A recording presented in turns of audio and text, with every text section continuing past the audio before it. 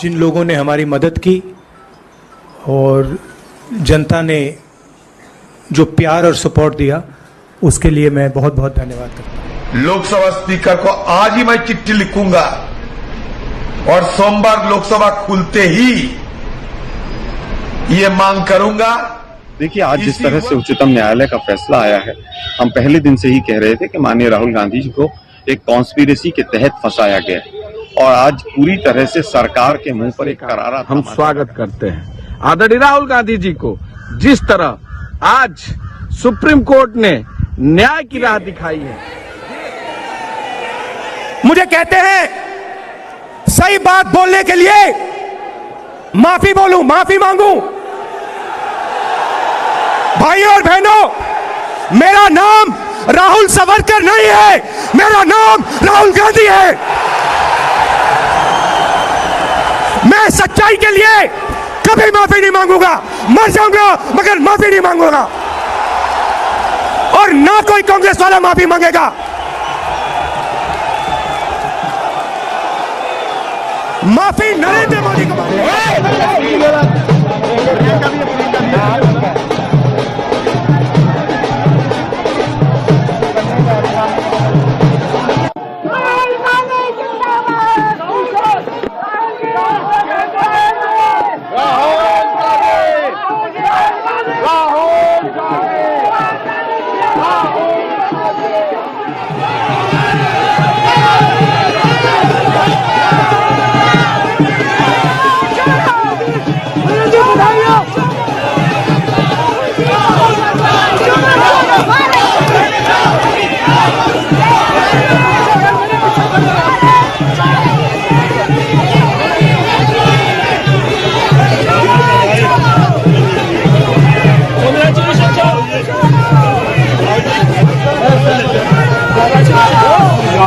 खुशी की दिन है, बड़े खुशी की दिन है यार। सर, आप लोकसभा स्पीकर से भी कहेंगे? बिल्कुल मांगूंगा।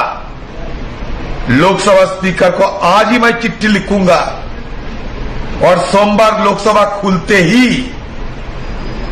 ये मांग करूंगा। इसी वक्त मैं सदन में हूं, मतलब सदन की परिसर में हूं। अभी अभी जाकर स्पीकर से नहीं तो कम से कम फोन पे उनसे इस मुद्दे पे हम बात करने के लिए तैयार है, करने जा रहे हैं। देखिए, आज जिस तरह से उच्चतम न्यायालय का फैसला आया है, हम पहले दिन से ही कह रहे थे कि माननीय राहुल गांधी जी को एक कॉन्स्पिरेसी के तहत फंसाया गया और आज पूरी तरह से सरकार के मुंह पर एक करारा तमाचा लगा, भारतीय जनता पार्टी के मुंह पर करारा तमाचा लगा है। जिस तरह से इन्होंने एक झूठे फर्जी केस में और तानाशाही सरकार ने जहां तक उसका बल चला, उस तानाशाही सरकार ने अपनी मनमानी की। लेकिन आज जिस तरह से उच्चतम न्यायालय का फैसला आया है, ये पूरे देश की विजय है, ये कांग्रेस की विजय है।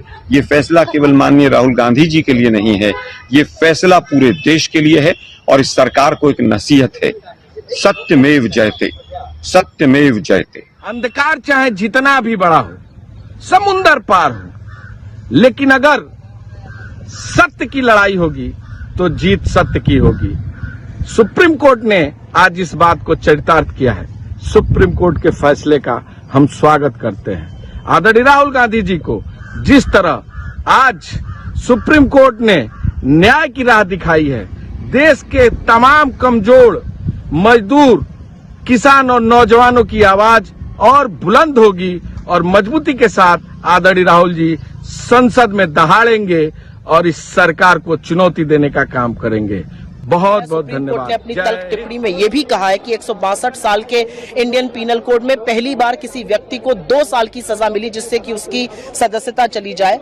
आईना दिखाने का काम निचली अदालतों को भी किया है, लेकिन हम बहुत उत्साहित हैं, बहुत खुश हैं क्योंकि शेर फिर से सदन में दहाड़ेगा और अब बिना किसी विलंब के सदन के सभापति को उनकी सदस्यता पुनः बहाल कर देनी चाहिए।